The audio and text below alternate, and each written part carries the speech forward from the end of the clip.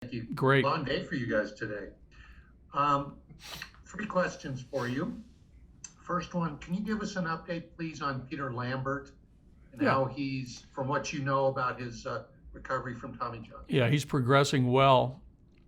He's well into his throwing program, following the basic Tommy John rehab playbook, hitting every mark. He's doing great, feels good. He is throwing, right? I mean, he's stretching out the distance. He's throwing with some intensity, but he is hitting all the markers. So he's on track. He's on track.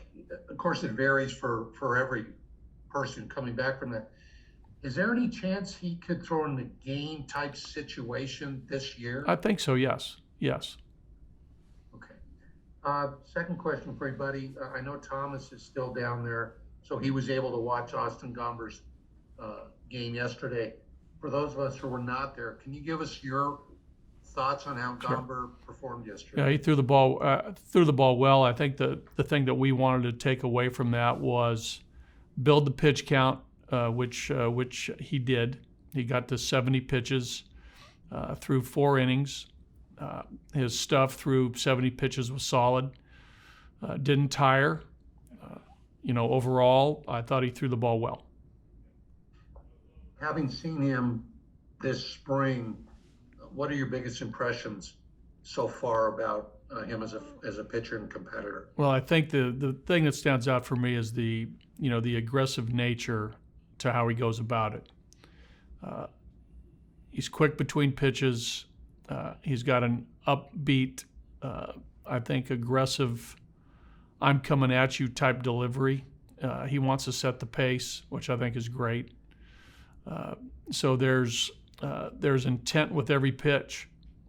I like that. He believes in his stuff. He attacks the strike zone. He goes after people with a nice 4-pitch mix of pitches. And my final one for you, 2018 rotation, statistically and also achievement-wise, is probably certainly one of the best in Rockies history. Do you think this rotation, I don't mean to put you on the spot, but do you think that this rotation, if it performs up to its capabilities, can match that 2018 group? I think so. And I know a lot. Yeah. I know a lot of the guys are the same. But yeah, right. And that leads me to believe why it can happen. Because the guys who are here in 18 are here again in 2021. So, and they're 3 years older and 3 years wiser.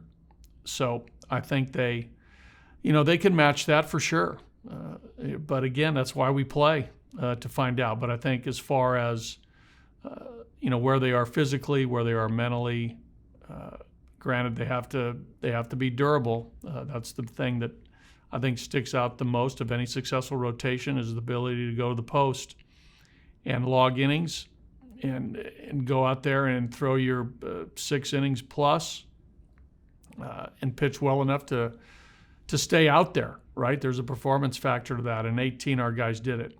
But because of Marquez and Sensatel and Freeland and John, a lot of those same guys are here, minus Tyler Anderson, minus Chad Bettis. But, you add Austin Gomber and you might add another guy or two as we go through this season. I think this group's capable of pitching very well as a rotation. Fair to say that Antonio is a much more polished pitcher now, much more than he was in 18. Very well. Very, very fair to say that, for sure. Okay. Thank you, buddy. You got it, Pat. Go to Dwayne DePron for possibly the last questions, unless anyone else wants to raise their hand. Dwayne, go ahead. Hey, buddy. I hope you're doing well. Doing great. Thank you. Question about Chi Chi. He's slated to start tonight's game. This is his 4th appearance of the spring. Battling for one of the starting spots, that 5th spot in the starting rotation with several of the people, including Austin Gomber, who you mentioned has had a very good spring. At this point, what would Chi Chi have to do for you to see from him in order to secure a spot in that starting rotation this season? Well, in simplest terms, he's got to pitch well. And, with that, with a very critical eye from the coaching staff that, we're evaluating every pitch, the quality of the pitch, the result. But I think, the good thing with Chi Chi, Dwayne, is that, his fastball velocity is up a tick, which is nice. So he feels good physically. The arm feels great. He's got good action on his pitches. I think with Chi Chi, his biggest challenge is to throw, some quality strikes. Just, get in the strike zone because his stuff's good enough. Where Chi Chi gets into trouble a little bit is, some deeper counts. There might be a walk in there, but his pitch count seems to get elevated a little bit. I think efficiency is important for Chi Chi. Get the ball in the zone early. Get the ball in play early. Trust your stuff that it's good enough to get outs. When you're attacking, don't pitch on the fringes. Attack. And I think that if Chi Chi can do that, I think his success rate will be better. But we're looking at a lot of different options with potentially a 13-man pitching staff or a 14. We're not sure which direction we're going to go, but Chi Chi's definitely in the mix. For our pitching staff. Thank you. All right, we'll go back to Patrick Saunders to finish it up. Patrick, go ahead. Yeah, buddy, one more for you. Talking to Sam Hilliard yesterday, he said one of the things he's really concentrated on this spring is cutting down on the swing and misses at the plate. Right. He feels like he's doing a pretty good job of that. I know he had an RBI double yesterday.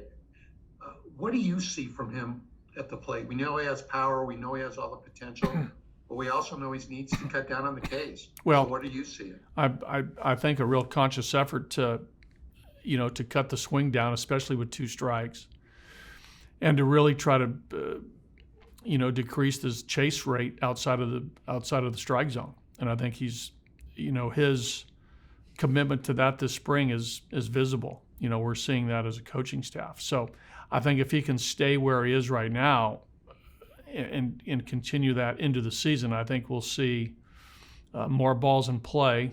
And with Sam's strength and his ability to, get the ball in play, I think you're going to see more hits. So, again, I think it's a combination of, a better 2-strike approach. I think it's, his ability to, see the ball and be ready to hit, but yet, take a borderline pitch, take a low breaking pitch that's going to be a ball. And I think also the effort level when he swings. Sometimes big, strong guys can get a little big with their swings and swing a little too hard. Sam doesn't need to do that. Like a lot of big power hitters, they just need to connect with a nice natural swing without any extra effort. So I know that Sam and the hitting coaches are working on that. That's a little easier said than done to try to scale back a little bit in competition. But there's something to that. I think Charlie Blackmon does a really good job of that in game. So Sam's trying to get to that point. Your experience, is it difficult sometimes for big, strong guys who can hit the ball a mile to be able to harness it a little bit? Well, I think it takes time. And it takes, a true commitment and believing in that process that it's going to be successful in competition. It's just like a pitcher who, max efforts every fastball. We have to try to get that pitcher to, tone it down just a little bit to, increase his control and command. The same thing with a hitter. The effort level a lot of times doesn't equate to more power or longer distance when you hit the ball. It's more about, hitting the ball squarely, getting the ball on the barrel of the bat, good solid contact, with a nice swing that you create naturally yourself and not trying to, overswing. Thanks, buddy. Okay, guys. All right. Thank you. Buddy. All right.